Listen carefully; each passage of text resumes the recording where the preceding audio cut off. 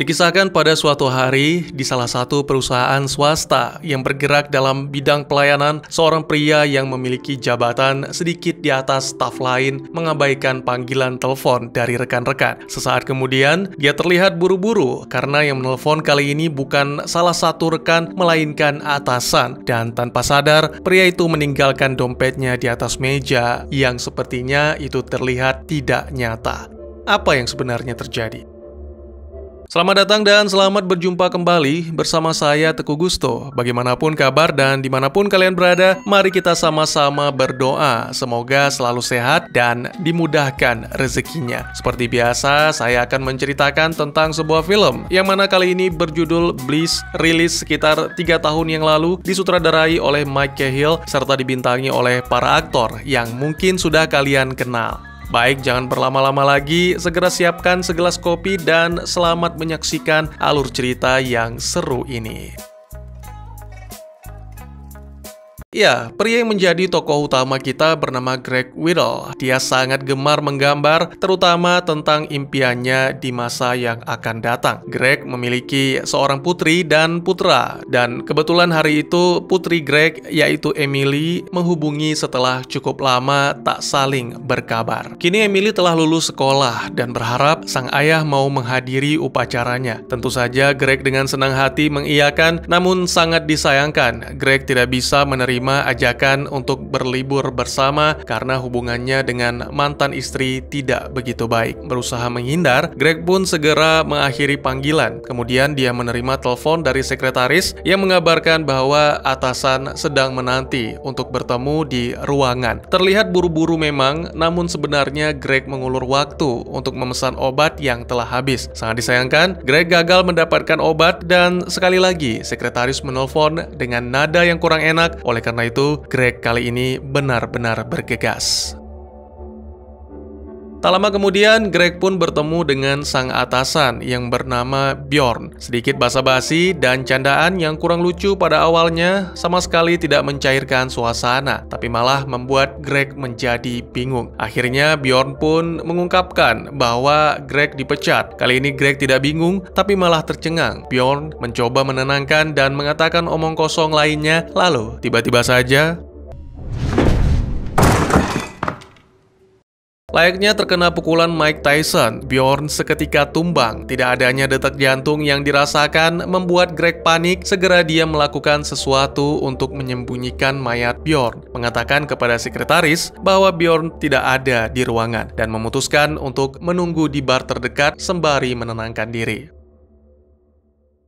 Di bar, Greg bertemu dengan seorang wanita yang terus memperhatikan dengan heran. Beberapa kali wanita itu melambaikan tangan, membuat lampu-lampu di ruangan itu berkedip. Wanita itu kemudian mengatakan bahwa Greg adalah salah satu yang nyata. Tentu saja, pernyataan tersebut membuat Greg bingung dan membuka percakapan. Tanpa banyak basa-basi, wanita itu memperkenalkan diri sebagai Isabel. Lalu untuk meyakinkan, dia menunjukkan kemampuan lain dengan menjatuhkan seorang waiters. Bahkan Isabel mengetahui tentang apa yang baru saja dialami Greg. Isabel menawarkan bantuan, tapi sebelum itu dia meminta Greg agar mengambil kalung yang kini ada pada mantan pacar Isabel. Isabel mengaku tidak bisa melakukan apa-apa karena si mantan pacar adalah salah satu yang nyata sama seperti Greg, sehingga kemampuan Isabel tidak berpengaruh padanya. Ya, Isabel menambahkan bahwa sebagian besar yang mereka lihat tidaklah nyata. Meski ragu dan tak percaya, tapi Greg tidak punya pilihan selain menurutinya. Sesuai dengan apa yang dikatakan oleh Isabel, di toilet, Greg menemukan seorang pria dalam kondisi pingsan, memiliki kalung dengan tabung berisi kristal kuning yang mana diklaim dapat memberikan kekuatan untuk memanipulasi dunia palsu tempat mereka berada saat ini. Tak lama kemudian, Greg kembali membawa kalung yang dimaksud dan kini Isabel berjanji akan mengatasi semua masalah Greg. Sembari memejamkan mata, Isabel menjelaskan cara memanipulasi dunia. Segera Greg mencobanya dan tiba-tiba saja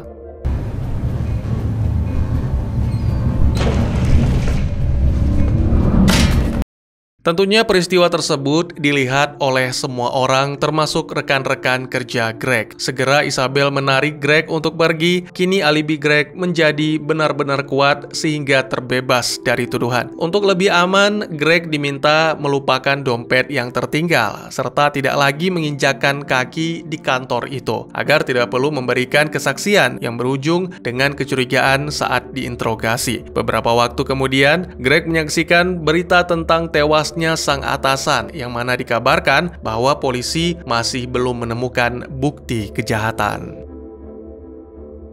Setelah menjual ponsel Greg untuk menghilangkan jejak, Isabel membawa Greg ke pemukiman kumuh di sisi jembatan, di mana wanita itu meyakinkan Greg untuk bersembunyi di sana sampai semuanya aman. Sebenarnya Greg ingin kembali ke kediaman yang mana saat ini di sebuah motel. Sayangnya, tanpa uang yang cukup, kunci dan KTP sudah tentu Greg akan ditolak. Ya, dari percakapan diketahui bahwa setelah resmi bercerai, Greg bertempat tinggal di motel. Isabel turut prihatin, tapi tidak membiarkan pria itu berduka terlalu lama karena memulai kehidupan yang baru dan lebih baik jauh lebih penting.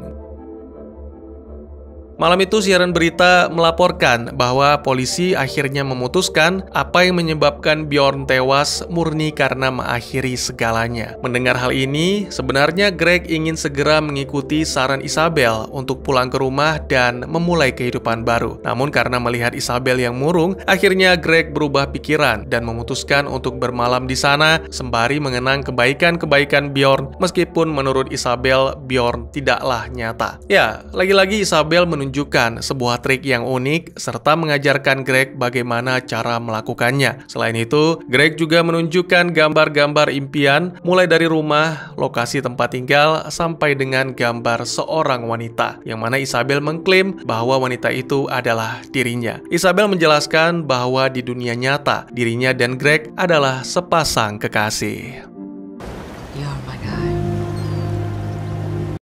Keesokan paginya, ditampilkan Emily yang mengunjungi adiknya bernama Arthur untuk meminta bantuan agar membujuk sang ayah untuk hadir di wisudanya. Sayangnya Arthur memihak sang ibu, sehingga keputusan terbaik adalah dengan tidak mengundang ayah mereka. Tentunya hal ini bukan tanpa alasan, karena mengingat betapa seringnya Greg membohongi mereka. Akhirnya Emily pun pergi dengan rasa kecewa, kembali ke Greg yang menikmati hari-hari barunya bersama Isabel. Mereka saling berbagi kristal kuning dan menggunakan kekuatan untuk mengerjai orang-orang yang mereka tidak suka. Akibat pengaruh Isabel, Greg tidak segan-segan melakukan hal yang buruk, termasuk mencuri. Lalu pada suatu momen yang tak terjelaskan, pria itu pun berada di dalam mobil dan berakhir di kantor polisi. Setelah menjalani beberapa proses, akhirnya Greg dan Isabel dibebaskan. Karena lapar, mereka pun menuju ke salah satu restoran cepat saji. Di sana Greg diminta untuk memesan makanan, sementara Isabel mendekati sebuah mobil yang tak jauh dari sana.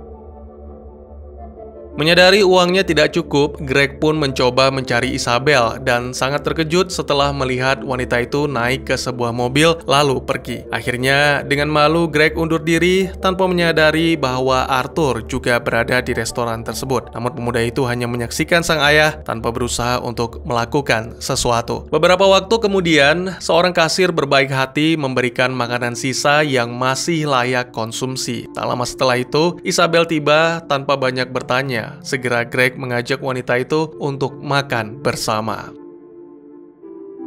Malam harinya, Isabel lagi-lagi meninggalkan atau mungkin lebih tepatnya meminta Greg untuk menunggu, sementara dirinya akan menemui mantan pacar yaitu Kendo untuk mendapatkan beberapa kristal kuning. Di saat yang sama, ternyata Emily melihat Greg dan segera menghampiri serta memintanya untuk ikut bersama. Greg menolak karena harus menunggu seorang teman, tapi dia berjanji akan datang saat kelulusan. Dan alangkah terkejutnya Greg ketika mengetahui bahwa upacara tersebut telah dilaksanakan 2 minggu yang lalu.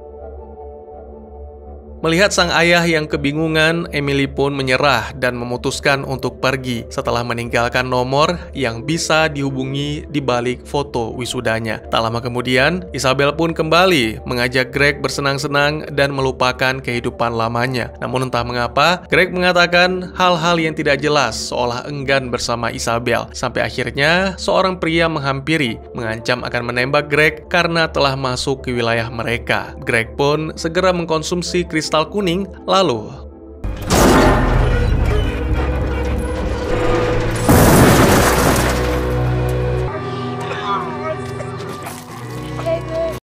keesokan paginya, Greg terbangun di tenda dan sama sekali tidak bisa menemukan Isabel. Pria itu langsung mengumpulkan gambar-gambar impiannya dan bergegas menuju ke telepon umum untuk menghubungi putrinya. Sangat disayangkan, ternyata panggilan tersebut terhubung ke voicemail, sehingga kembali ke tenda menjadi satu-satunya pilihan yang tepat. Di sana terlihat Isabel telah menanti dengan cemas dan sangat marah ketika mengetahui bahwa Greg akan meninggalkannya. Ditambah lagi kepergian Greg membuat tenda mereka kemalingan dan yang dicuri adalah kristal-kristal kuning yang sangat berharga. Greg mencoba melindungi diri dengan berbohong, namun hal itu segera terungkap dengan ditemukannya foto Emily di saku Greg. Isabel sangat bersedih karena Greg masih tidak percaya dan berpikir bahwa dunia tempat mereka berada saat ini adalah nyata, sehingga larut dalam ilusi.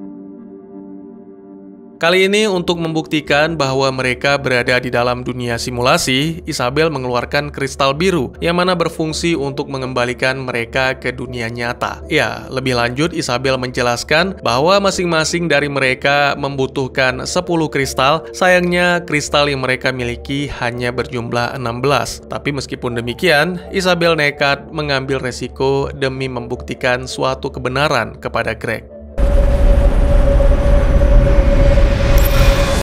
Tiba-tiba saja tokoh utama kita terbangun di sebuah fasilitas laboratorium dengan sebuah alat yang terpasang di hidungnya dan terhubung dengan mesin disebut brain box. Tak lama berselang, Isabel bangkit dari kursinya dan seorang petugas menyapa dengan sebutan doktor. Pada momen ini, Isabel menjelaskan tentang kondisi Greg yang pikirannya hampir menyatu dengan simulasi, sehingga mereka harus membawanya keluar. Lalu petugas itu menghampiri Greg juga menyapa dengan sebutan doktor. Sembari membantu melepaskan alat-alat, Isabel menunjukkan kepada Greg, inilah orang-orang yang dimaksud nyata yang berada di dalam simulasi, termasuk Kendo. Selain dari itu, semuanya adalah palsu.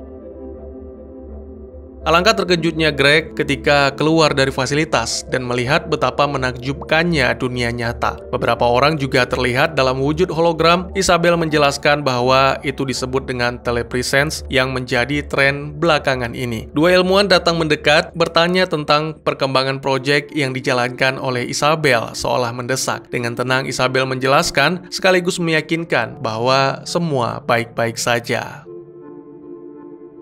Dalam percakapan, selama pasangan itu berjalan-jalan ke kota, diketahui bahwa Greg sama sekali tidak memiliki kenangan tentang dunia nyata dikarenakan efek samping dari brain box. Isabel kemudian menunjukkan pemandangan yang sama persis seperti yang digambar oleh Greg, meyakinkan bahwa sebenarnya itu bukan hanya impian, melainkan ingatan yang secara perlahan kembali. Sementara tokoh utama kita menikmati makan siang yang menyenangkan di rumah mewah, di dunia simulasi, Emily mencari bertanya ke sana kemari sembari menyimpan kekhawatiran di hati. Kembali ke Greg dan Isabel, pada saat petang, Isabel mengungkapkan kekhawatirannya akan keberadaan mereka di dunia nyata, mengingat dosis kristal biru yang mereka konsumsi tidaklah cukup. Greg meyakinkan bahwa semuanya baik-baik saja sembari mengalihkan pembicaraan tentang dunia yang indah itu. Diketahui bahwa dunia itu tidak selalu indah karena dulunya dipenuhi dengan polusi dan kemiskinan. Sampai akhirnya semua berubah berkat 3 hal: automaton, sintetik biologi, dan penambangan asteroid.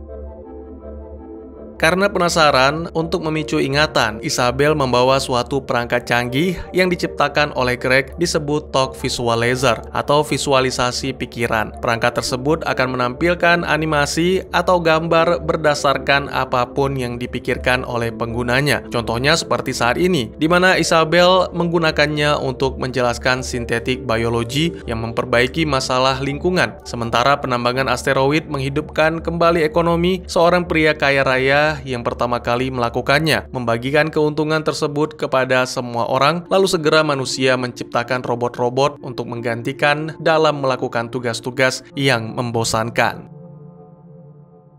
Dengan semua waktu yang dimiliki, manusia bisa mengeksplorasi hobi dan kesenangan. Namun agar tidak terlalu larut dalam kesombongan, manusia juga harus mengingat dari mana mereka berasal supaya menghargai hidup. Isabel percaya bahwa setiap manusia harus mengingat keburukan untuk menghargai suatu kebaikan. Dan ini menjadi alasan mengapa ia menciptakan brain box yang mana menempatkan manusia dalam kemelaratan. Greg tidak membantah, tapi dia hanya ingin sedikit tinggal lebih lama atau minimal 1 hari lagi.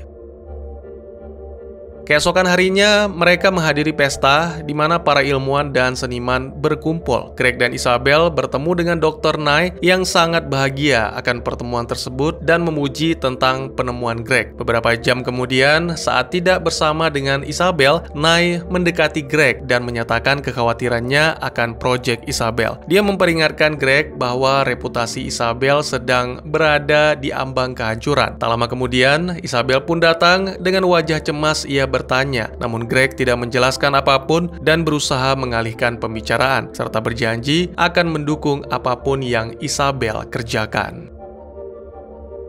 Saat pasangan itu meninggalkan pesta, Emily tiba-tiba muncul di balkon. Seorang petugas mencoba memperingatkan agar tidak mendekat demi menghindari reaksi tak terduga. Entah apa yang dimaksud petugas itu, tapi yang pasti keesokan harinya, ketika berenang, Isabel terlihat kesal karena proyeknya tidak berjalan lancar, sehingga mereka harus kembali masuk ke dalam brain box untuk mendapatkan data lalu mempublikasikan proyek tersebut. Tetapi Greg berpendapat lain. Selama ini mereka telah memiliki cukup data sehingga tidak perlu kembali ke simulasi. Data yang dimaksud adalah Greg sendiri. Ya, tokoh utama kita bersedia untuk diwawancarai dalam presentasi. Beberapa hari kemudian, Greg memberikan jawaban atas semua pertanyaan tentang kehidupan yang mana sangat berbeda jauh jika dibandingkan dengan jawaban sebelum Greg memasuki simulasi. Kini Greg menjadi orang yang sangat optimis dan penuh rasa syukur. Padahal sebenarnya di balik jawaban itu, Greg tidak bisa menyembunyikan rasa kehilangan,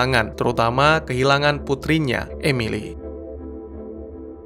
Presentasi pun berjalan sukses dan Dr. Nye mengucapkan selamat serta berjanji penemuan ini akan tampil di majalah ilmu pengetahuan, bahkan mungkin saja akan tampil di halaman muka. Selain itu, yang lebih mengejutkan lagi, Nye mengatakan bahwa Isabel mendapatkan kesempatan untuk memegang jabatan dalam organisasi ilmuwan masa depan. Tentu saja hal itu membuat Isabel sangat bahagia dan segera berusaha menyampaikannya kepada Greg. Namun, Greg sendiri lebih tertarik dengan Emily yang lagi-lagi muncul dan berusaha mengikutinya.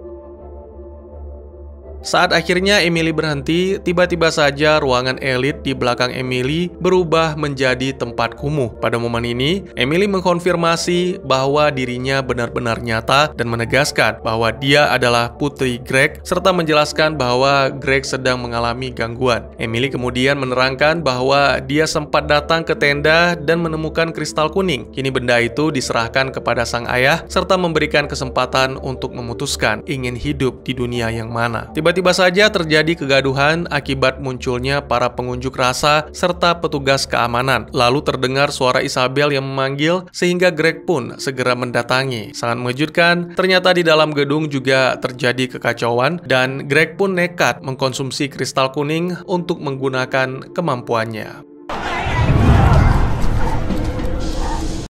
Setelah menarik Isabel dari pesta, mereka melihat dunia simulasi yang bercampur dengan dunia nyata. Isabel berkeras untuk memperbaiki brain box karena semua masalah ini disebabkan oleh kurangnya dosis kristal biru, sehingga otak mereka menciptakan dunia simulasi di dunia nyata. Maka untuk mendapatkan dosis yang tepat, Greg dan Isabel pun sepakat untuk kembali ke dunia simulasi. Beberapa waktu kemudian, setelah melewati proses yang rumit, Greg dan Isabel terbangun di tenda. Bar menjadi tempat yang paling pertama untuk didatangi karena menduga Kendo ada di sana.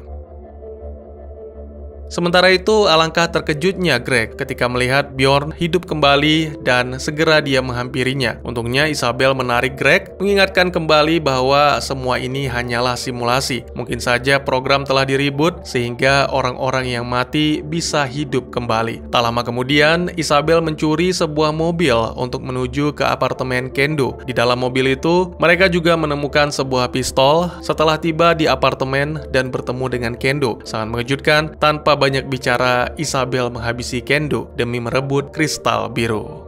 What are you doing?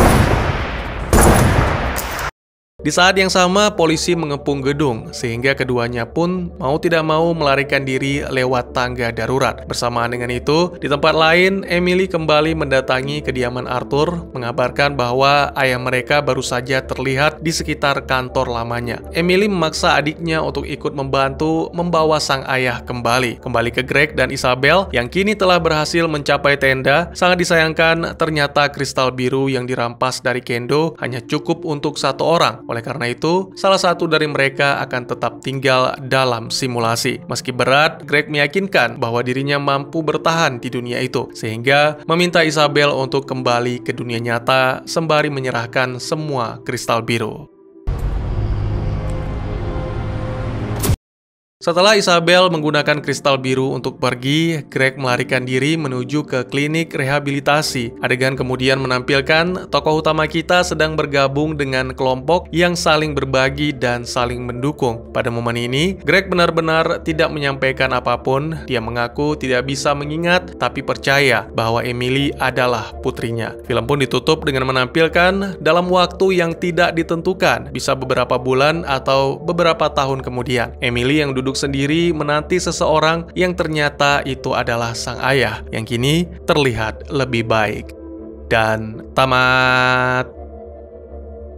Saya yakin ending film ini membuat pikiran campur aduk, di mana menampilkan Greg dan Isabel yang berada pada suatu titik penentuan. Dua realitas yang dihadirkan menjadi opsi kebenaran yang sama-sama mungkin. Penonton dibuat harus memilih dunia mana yang dianggap nyata dan mana yang merupakan bagian dari simulasi. Tentu saja tidak salah jika mungkin di antara teman-teman menganggap ini seperti film The Matrix atau Inception karena menampilkan dunia lain yang indah dan menganggap bahwa dunia Greg yang penuh penderitaan hanyalah simulasi, berasal dari mesin canggih bernama Brainbox yang diciptakan oleh Isabel. Di Brainbox, pengguna dapat memasukkan kesadarannya ke dalam dunia yang berlatar abad 21, sehingga mereka dapat lebih menghargai kehidupan di dunia yang indah atau disebut juga dunia bliss. Efek sampingnya adalah seperti apa yang dialami Greg, yaitu lupa ingatan sampai-sampai menjadi terlalu mengagumi pesona dari dunia bliss. Tentu saja banyak pertanyaan yang melintas, tapi saya akan coba pilih beberapa pokok utama saja yang nanti bisa menjadi petunjuk untuk menjawab pertanyaan teman-teman.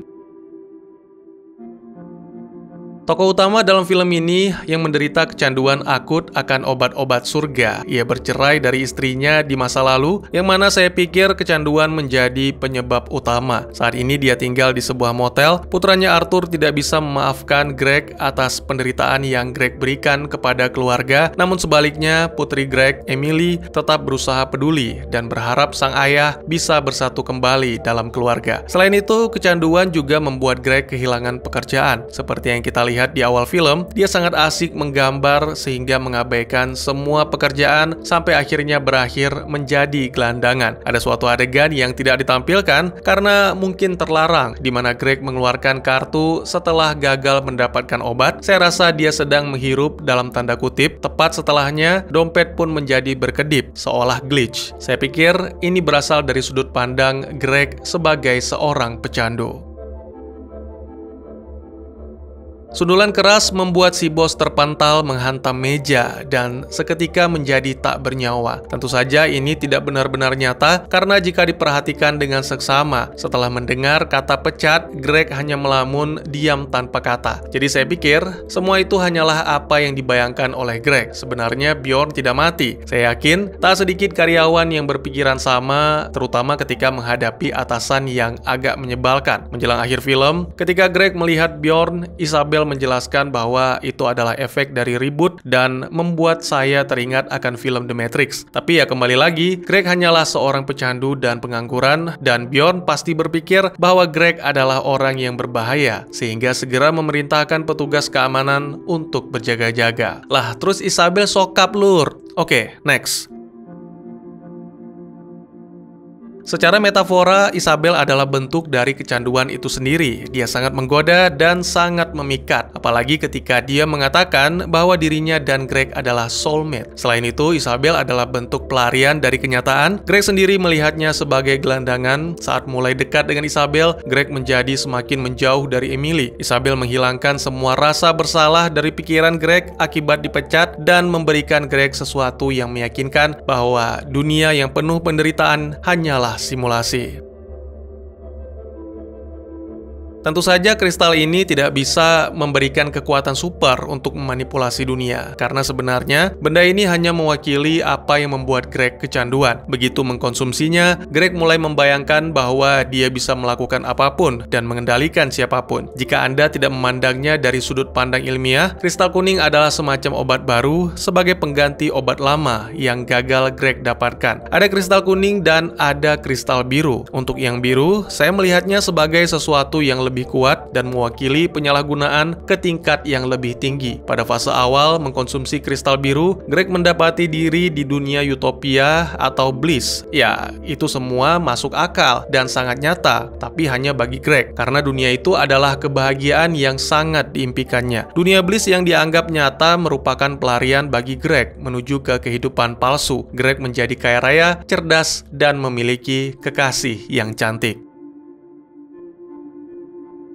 Oke, nggak apa-apa. Sebagai bukti bahwa dunia bliss hanyalah imajinasi, berikut akan saya jelaskan. Sebagai ilmuwan, Thought Visualizer adalah penemuan Greg yang paling mutakhir dalam dunia bliss, yang mana semacam menggambarkan tentang Greg yang tidak mampu menggunakan kata-kata yang tepat untuk menyampaikan perasaannya. Di awal film, saat menerima telepon dari Emily, salah satu kalimat yang diucapkan Greg adalah, "Saya memiliki begitu banyak hal yang dipikirkan, dan mungkin kamu ingin melihatnya."